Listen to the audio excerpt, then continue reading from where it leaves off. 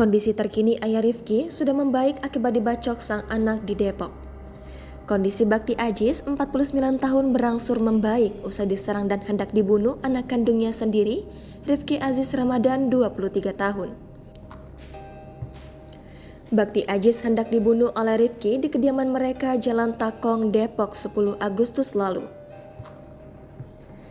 Percobaan pembunuhan itu terjadi sesaat usai Rifki membunuh ibunya sendiri.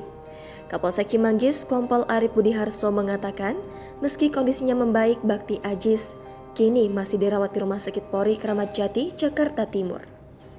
Kondisi bapaknya membaik, ungkapnya melalui pesan singkat pada Senin 14 Agustus. Arif menambahkan, Rifki berniat menghabisi ayahnya usai membunuh ibunya yang bernama Sri Widya Stuti.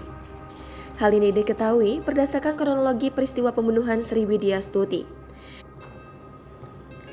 Namun, percobaan pembunuhan itu gagal dilakukan Rifki.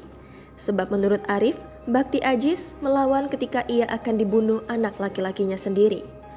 Perkelahian pun terjadi, Bakti Ajis mengalami luka-luka akibat melawan ketika ia hendak dibunuh anaknya.